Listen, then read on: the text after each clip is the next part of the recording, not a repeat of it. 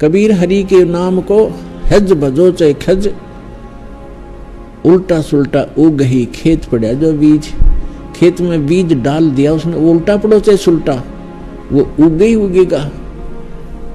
तो इस प्रकार हमने प्रारंभ में तो ऐसे आपने करना होगा, और फिर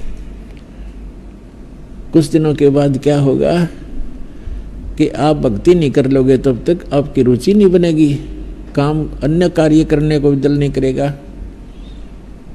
तो जैसे जिनको पहले बुखार था उनको ये कहते थे कि महीने में एक बार आना पड़ेगा, दूर देश के भक्त आते हैं उनको 3 महीने 4 महीने का समय रखा, क्योंकि डॉक्टर जो है ट्रीटमेंट करने के लिए ही मरीज को बार बार बुलाता है, उसको शौक नहीं होता। तो हम आपको इसलिए बुलाते हैं, आप आते रहोगे, आपकी रुचि बढ़ेगी, आपके शुभ संस्कार बढ़ते चले जाएंगे, फिर आपकी आप पर रुचि हो जाएगी, आप डटे नहीं, डटोगे फिर तय। जब आपके पाप कर्मों का जबर उतर जाएगा फिर आप रोक के नहीं रुक सकते, अपने बुलाने की आवश्यकता नहीं, आप आया करोगे, आप इस ज्ञान से परिचित हो जाओगे और आपके अंतःकरण में जमा वो पाप नष्ट हो जाएंगे। फिर आपको सतलोकासन बरवाला के बगैर कोई स्थान दिखाई नहीं देगा इस पृथ्वी पर जहां आप ये सोचो कि ये मेरा अपना है।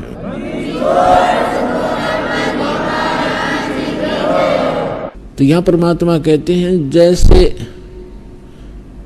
अब कबीर साहब कहते हैं कबीर पिछले पाप से हरि चर्चा ना सुहावे,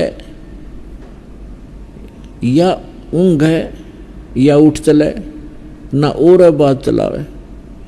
जैसे हमने देखा कई बार किसी भक्त को हम साथ ले जाते सत्संग में, गुरु जी के सत्संग में, ऐसे कह सुन के प्यारते हैं, कोई जान पहचान का शर्म से आ जाता, तो थोड़ी देर तो बैठता सत्संग सुनता, फिर या तो लटके लेने लग जाता नू, फिर उसका हम छेड़ते सोआ मत नू का चल लाएंगे चल, मतलब कुछ काम याद आ गया, वो ना तो आप सुने हमने ना हमने सुन दे, क्यों उसके पाप ना टिकने दे।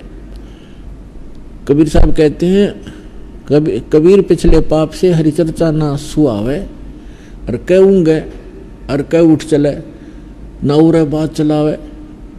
सत्संग हो रहा होता है, वो पहली बार जो हम लेकर के 1-2 बार ऐसा चांस हुआ, तो उसको सत्संग चल रहा है और बीच में कुछ और बात याद दिला देगा, वो काम था ना एक अपने वहाँ जाना था, उसको हम कहते डट जा थोड़ी देर सत्संग सुनने, फिर बातें करेंगे।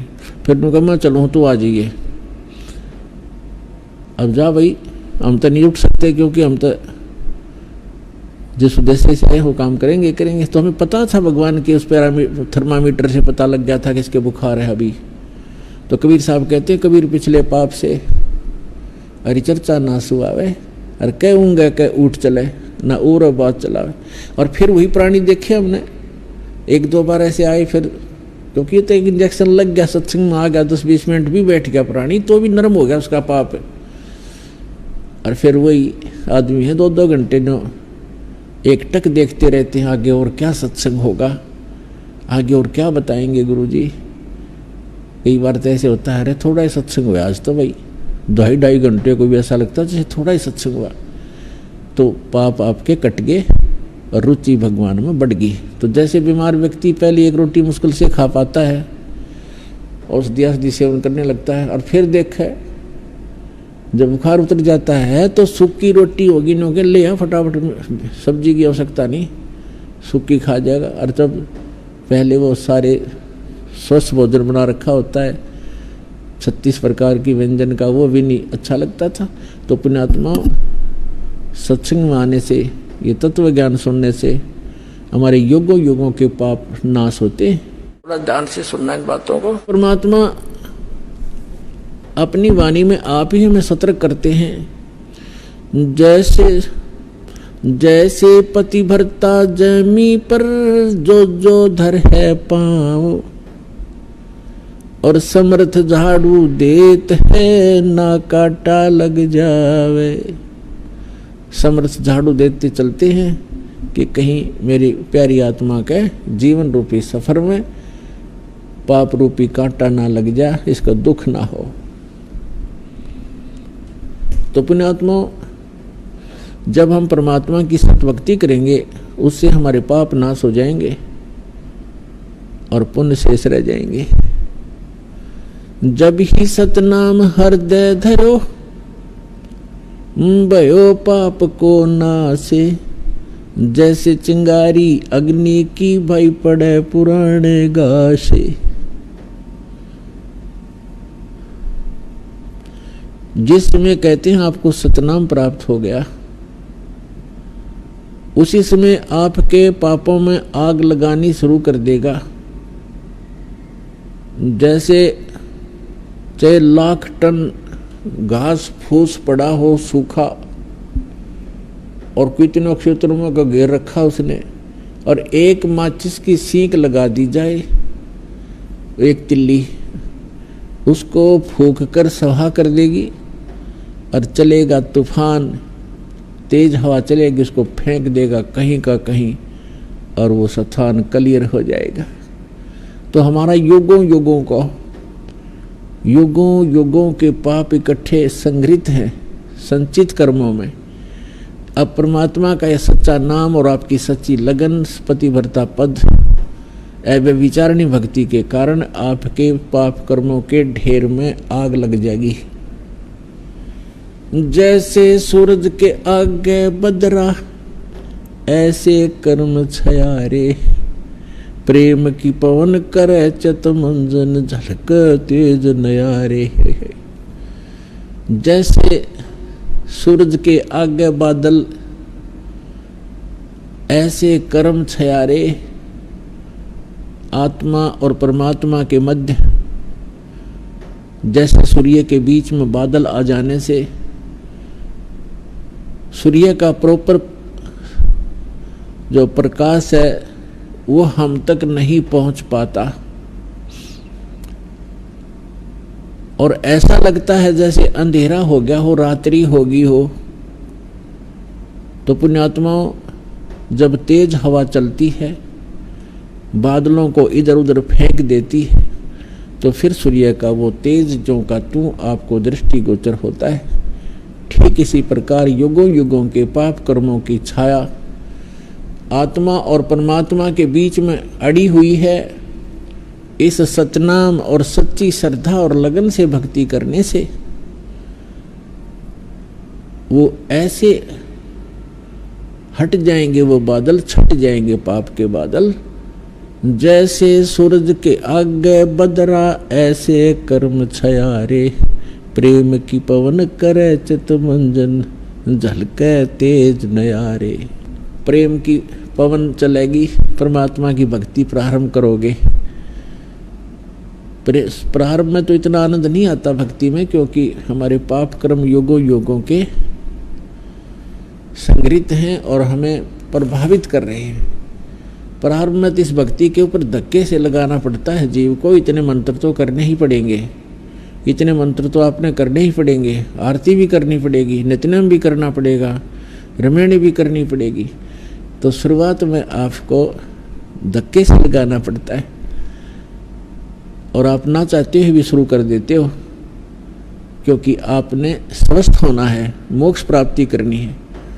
और कुछ दिनों के बाद फिर देखना, आप भक्ति नहीं कर लोगे तब तक नींद नहीं आएगी और वही नाम बार बार जाप करना है, कितना आनंद आना शुरू होगा। तो आपके अंतःकरण में जो पाप कर्मों का जो दबाव था, जबर था, वो हटता चला जाएगा। जैसे तुलसी पिछले पाप से हरि चर्चा न भावे, जैसे जवर के वेग से भूख विदा हो जावे। जैसे किसी व्यक्ति को जबर हो गया, बुखार, और उसको भोजन भी कड़वा लगता है, प्रतिदिन खाने वाला आहार भी मुंह को लगाने को दिल नहीं करता, उल्टी गिरने को हो जाती है। काजू, किशमिश, सेब, संतरे कितने स्वादिष्ट फल और मेवा होते हैं, उस जबरग्रस्त व्यक्ति को वो भी कड़वे लगते हैं। न तो मनुखा दाख कड़वी है, न सेब और संतरे कड़वे हैं। बुखार ने, जवर ने उसके शरीर की व्यवस्था को इतना बिगाड़ दिया कि उसको मीठी वस्तु भी कड़वी लग रही है। अब उसका तरीका क्या है? उन मीठी वस्तुओं को मीठा ही लगाने के लिए अब उस व्यक्ति को कोई कहे कि एक गिलास भोजन खा ले, बहुत सुंदर बना रखा है, हलवा बनाया है, नहीं खा सकता, कुछ भी बनाए रखा हो। तो उसका क्या इलाज है? क्योंकि उसका कारण क्या है? कारण तो ये है कि बुखार ने उसके शरीर की व्यवस्था को खराब कर दिया, जो मीठी वस्तु को भी कड़वी महसूस कर रहा है। उसका इलाज क्या है कि जैसे मलेरिया हो जाता है और कुनीन सबसे कड़वी औषधि होती है, और न चाहते हुए भी कड़वी लगो तो लगो, वो खानी ही पड़ेगी।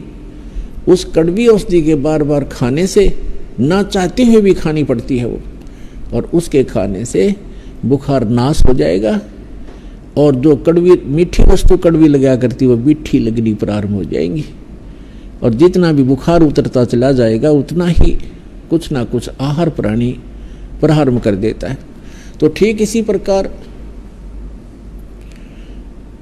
जिनके अंतःकरण के अंदर पाप कर्मों का जबर घना है, उनको परमात्मा की चर्चा अच्छी नहीं लगती, ना लगने दो। इसको ना चाहते हुए भी सुनो सत्संग को, न चाहते हुए एक बार भक्ति अवश्य शुरू करो। कबीर साहब कहते हैं, कबीर हरि के नाम को हिज भजो चे खज, और उल्टा सुल्टा उगेगा खेत पड़ा जो बीज। इसने चाहे प्यार तो भज लो शुरुआत में, और चाहे खज के भज लो, ये तो करना पड़ेगा। कबीर हरि के नाम को हिज भजो चे खज, उल्टा सुल्टा उग ही खेत पड़ा जो बीज। खेत में बीज डाल दिया उसने, वो उल्टा पड़ो चाहे सुल्टा, वो उगे ही उगेगा। तो इस प्रकार हमने प्रारंभ में तो ऐसे आपने करना होगा, और फिर कुछ दिनों के बाद क्या होगा कि आप भक्ति नहीं कर लोगे तब तक आपकी रुचि नहीं बनेगी, काम अन्य कार्य करने को भी दिल नहीं करेगा।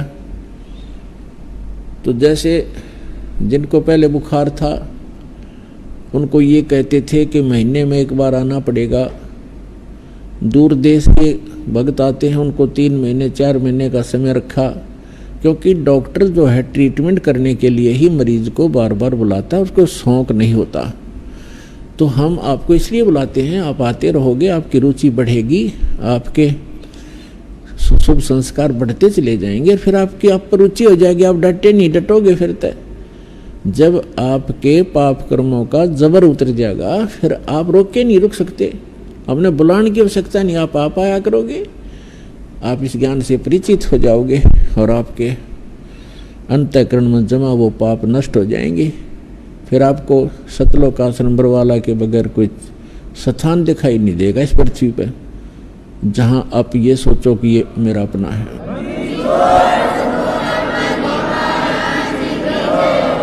तो यहाँ परमात्मा कहते हैं, जैसे अब कबीर साहब कहते हैं, कबीर पिछले पाप से हरि चर्चा ना सुहावे, या ऊँघ है या उठ चले, ना और बात चलावे। जैसे हमने देखा कई बार किसी भगत को हम साथ ले जाते सत्संग में, गुरु जी के सत्संग में, ऐसे कह सुन के प्यारते हैं, कोई जान पहचान का शर्म से आ जाता, तो थोड़ी देर तो बैठता सत्संग सुनता, फिर या तो लटके लेने लग जाता नू, फिर उसका हम छेड़ते, सो मत नो का चल लाएंगे चल, मतलब कुछ काम याद आ गया, ये वो ना तो आप सुने हमने ना हमने सुन दे, क्यों उसके पाप ना टिकने दें। कबीर साहब कहते हैं, कबीर पिछले पाप से हरिचर्चा ना सुहावे, और कह ऊँगे और कह उठ चले, ना उरे बात चलावे। सत्संग हो रहा होता है, वो पहली बार जो हम लेकर के 1-2 बार ऐसा चांस हुआ, तो उसको सत्संग चल रहा है और बीच में कुछ और बात याद दिला देगा, वो काम था ना एक अपने वहाँ जाना था, उसको हम कहते डट जा, थोड़ी देर सत्संग सुनने फिर बातें करेंगे। फिर उनका मैं चलूँ तो आ जाइए, अब जा भाई, हम तो नहीं उठ सकते क्योंकि हम तो जिस उद्देश्य से आए वो काम करेंगे करेंगे। तो हमें पता था भगवान के उस थर्मामीटर से पता लग गया था किसके बुखार है अभी। तो कबीर साहब कहते हैं, कबीर पिछले पाप से हरि चर्चा ना सुआवे, और कहूँगा कह उठ चले ना और बात चलावे। और फिर वही प्राणी देखे हमने, एक दो बार ऐसे आए, फिर क्योंकि ये तो एक इंजेक्शन लग गया, सत्संग में आ गया, 10-20 मिनट भी बैठ गया प्राणी तो भी नरम हो गया उसका पाप है। और फिर वही आदमी है 2-2 घंटे जो एक टक देखते रहते हैं, आगे और क्या सत्संग होगा, आगे और क्या बताएंगे गुरुजी। कई बार तो ऐसे होता है, अरे थोड़ा ही सत्संग हुआ आज तो भाई, 2-2.5 घंटे को भी ऐसा लगता है जैसे थोड़ा ही सत्संग हुआ। तो पाप आपके कट गए और रुचि भगवान में बढ़ गई। तो जैसे बीमार व्यक्ति पहले एक रोटी मुश्किल से खा पाता है, औषधि सेवन करने लगता है, और फिर देखा जब बुखार उतर जाता है तो सूखी रोटी होगी नो के ले फटाफट, सब्जी की आवश्यकता नहीं, सूखी खा जाएगा। और जब पहले वो सारे स्वस्थ भोजन बना रखा होता है 36 प्रकार की व्यंजन का, वो भी नहीं अच्छा लगता था। तो पुण्यात्मा सत्संग में आने से, ये तत्व ज्ञान सुनने से हमारे युगों के पाप नाश होते हैं। और अधिक जानकारी वसंत रामपाल जी महाराज जी से निशुल्क नाम दीक्षा प्राप्त करने के लिए संपर्क करें। हमारे संपर्क सूत्र है 8222880541 8222880542। आप नीचे स्क्रीन पर दिए गए हमारे अन्य नंबरों पर भी संपर्क कर सकते हैं। विजिट करें हमारी वेबसाइट पर। हमारी वेबसाइट है www.jagatgururampalji.org।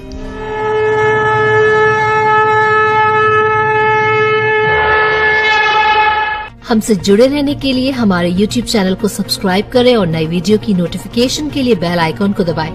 अगर आप ये वीडियो Facebook पर देख रहे हैं तो लाइक जरूर करें और ज्यादा से ज्यादा शेयर करें। धन्यवाद।